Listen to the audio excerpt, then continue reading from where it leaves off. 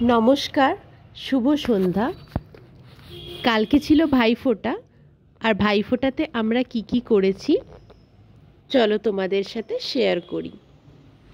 এই একটা দিন কিন্তু আমরা কোনো এক মাসির বাড়ি বা দাদার বাড়িতে সবাই একসাথে হই আর সবাই মিলে অনেক মজা করি।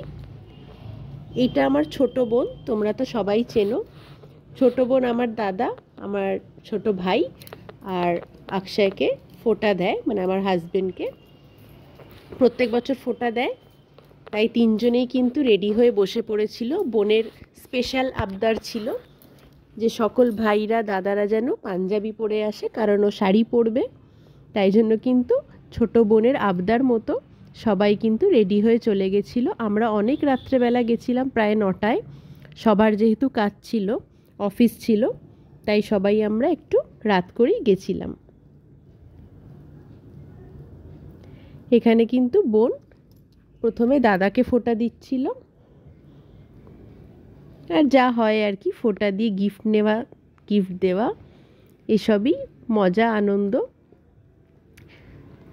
তোমরা কারা কারা ভাই ফোঁটাতে এরকম সবাই একসাথে হয়ে মজা করো অবশ্যই কিন্তু জানিও। আর এখানে কিন্তু কিছু কিছু টাইমে আমি আর কি ফোনটা একটু নিচে রেখেছিলাম আর কি, মানে যেটা র ভিডিও আছে আমি সেটাই তোমাদের সাথে শেয়ার করেছি, কিছু এডিট বা কাট করিনি।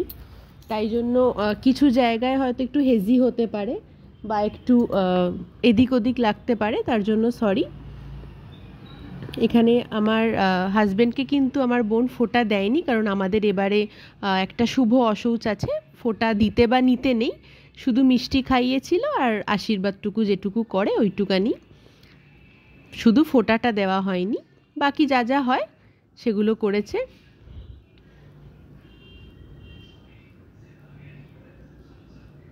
কালী পুজোর পর কিন্তু মানে দুর্গা পুজো থেকেই আর কি পরপর যে যে বাঙালিদের অকেশন চলে, তাতে কিন্তু বেশ মজাই হয়। স্বাদেই বলে বাঙালিদের 12 মাসে 13 পার্বণ। কালী পুজো, দিওয়ালি সমস্ত কিছু কাটিয়ে শেষে ভাইফোঁটা, অবশ্য তারপরে জগদ্ধাত্রী পুজো এগুলোও আছে। আর কালী পুজোর ঠাকুর আনতে যাওয়ার ভিডিও তো আমি তোমাদের সবার সাথে শেয়ার করেছিলাম, তোমরা তাতে অনেক ভালোবাসা দিয়েছো। আর কালী পুজোর দিনের ভিডিও আর মাকে ভাসান দেওয়ার দিনের যে ভিডিও, সেটাও তোমাদের সাথে শেয়ার করব। ভাইফোঁটাটা যেহেতু সবে কালকেই গেছে, ভাবলাম সেটা তোমাদের সাথে আগে শেয়ার করে দিই, তারপর কালী পুজোর ভিডিওগুলো দেবো।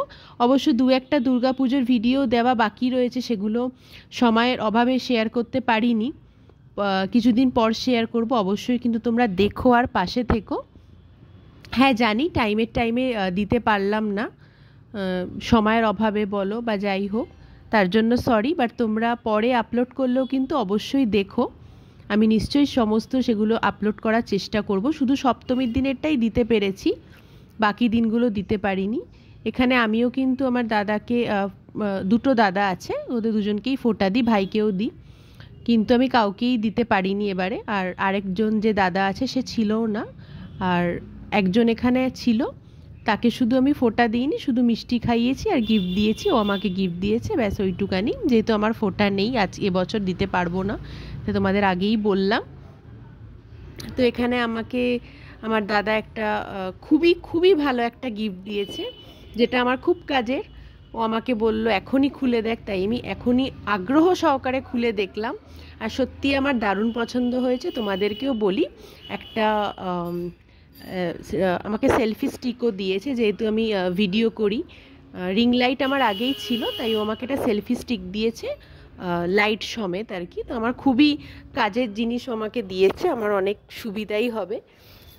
তোমাদের সাথে এগুলো শেয়ার করলাম। সমস্ত কিছু ভাইফোঁটা কমপ্লিট করে আমরা এখানে একটুখানি খাওয়া দাওয়া করছিলাম আর কি। এই প্রোগ্রামটা আমার ছোটো মাসির বাড়িতে হয়েছে এবছর, আগের বছর বড় মাসির বাড়িতে হয়েছিল, তার আগের বছর মেজো মাসির বাড়িতে হয়েছিল।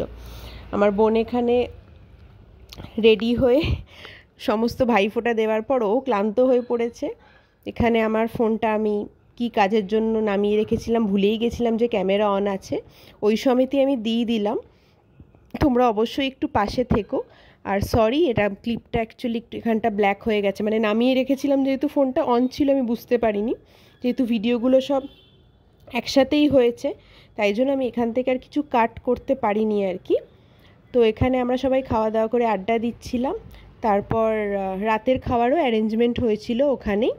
এটা আমার দিদা, মেসো, মা সবাই এখানে বসে আছে, বোনও রেডি মানে ড্রেস চেঞ্জ করে নিয়েছে আর কি। যেখানে সবাই খেলা দেখছিল। আর আমাদের খাওয়া দাওয়ার আয়োজন হয়েছিল রাত্রেবেলা, মেজো মাসি আর ছোটো মাসি মিলে সব অ্যারেঞ্জ করে নিয়েছিল। আর কোনো অকেশান হবে, মাটন হবে না সেটা তো হতেই পারে না, তো খাবারে ডাল, চিংড়ি, আলু ভাজা, মাটন, চাটনি, মিষ্টি এগুলোই ছিল। তো সবাই আগে 2-3 জন যে ছেলেরা ছিল তারা খেতে বসে পড়েছিল, যারা আমরা কি বাড়ি ফিরবো তারা কি আগে খেয়ে নিয়েছে, তারপর আমরাও খেয়ে নিয়েছিলাম। এখানে সবাই মিলে আমরা প্রচুর মজা করেছি। আমার পরের ভিডিওগুলো দেখার জন্য কিন্তু অবশ্যই পাশে থেকো।